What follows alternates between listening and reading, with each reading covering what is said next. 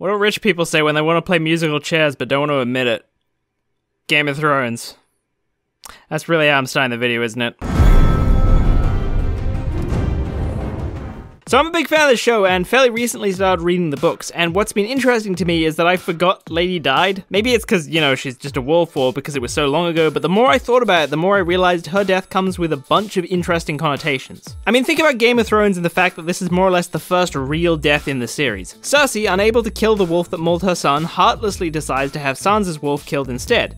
It's the first example of the gut-wrenching, shocking deaths Game of Thrones is famous for. Ned, Oberyn, Jon, Robb, all of these deaths were designed to be traumatizing in the same way. Joffrey pretends he's going to set Ned free, Oberyn is winning his fight, Jon finds out his uncle is still alive, and Robb was having a nice meal. And I think it's cool that right at the start of the series there's this poor little seemingly insignificant wolf that dies in much the same way. At the time it shocks you, but you more or less move on, but Lady's death is a huge red flag for much bigger and more shocking deaths to come. Right at the start, George R.R. Martin is like, hey, by the way, this book is cold, it's ruthless, it's unfair, and wait, what, did I just write that in cryptic metaphors again? I'm sorry, that just keeps happening for some reason. And you might think, well, there had to be a first, right? But there's more emphasis put on it than that. When Osha talks to Bran in the Godswood, she tells him that the South is outside of the old God's reach. There's even a map at the start of the first book, and Lady dies once they reach the Trident. Literally as soon as they get out of the North. Furthermore, a lot of significance is put onto direwolves in general. The whole scene where they're first found is an obvious foreshadowing to Ned and Robert's death, and a lot of people have noted that each Stark pup's names tend to be predictive or at least symbolic of the owner's story. Grey Wind seems to be a reference to Robb's grey sense of duty and his fleeting decisions. Shaggy Dog is a reference to his story being pretty meaningless.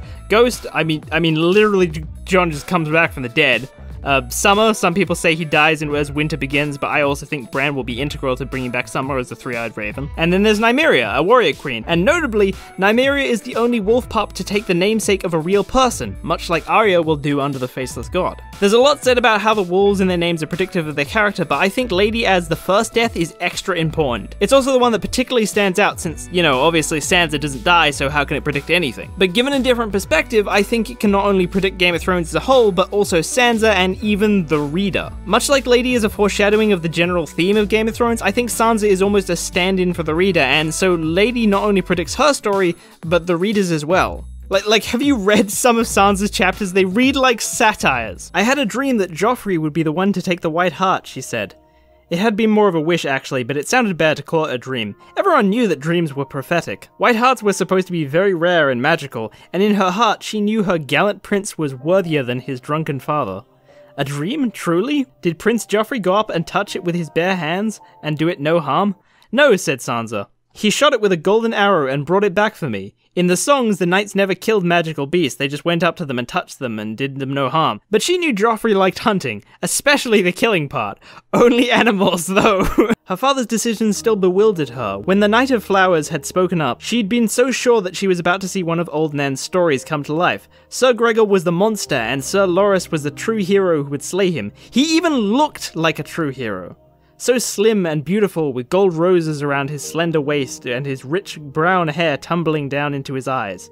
And then father refused him. It had upset her more than she could tell.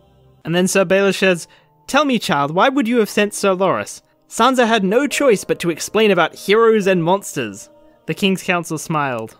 And to this Baelish says, "Life is not a song, sweetling. You may learn that one day to your sorrow." This is you! George is mocking you for thinking this is going to be like a fairy tale, like other fantasy books. And just like how the reader will be shocked at the big departures from high fantasy, Sansa's world will also be rocked in the same way. Her choice to stay in King's Landing, unlike how Arya ran, will constantly bite her as she's passed from suitor to suitor and see her abused constantly. The story isn't one of damsel princesses and heroic princes in shining armor, and her direwolf predicts that. This is why she dies so early on. I'll explain. In Game of Thrones, women in positions of power like Cersei are only there for their ruthlessness. Those of innocence soon meet their end, usually done away with the same heartless murder that took the first life of the series, or are resurrected only to become a violent shadow of their former self. The women who gain power are the ones like Daenerys who shed the fairy tale sweetness and rule with an iron fist. Likewise, we're finally seeing Sansa adopt that same ruthlessness, and because of that she survived. She is the reader who didn't put the book down, the girl the world spat back out. It all leads me to a statement that foreshadows the story as a whole, the meaning of this direwolf being the first to die, and why Sansa lived. See, Sansa can change, but the namesake she chose cannot. In the world of Game of Thrones, there is no place for a lady.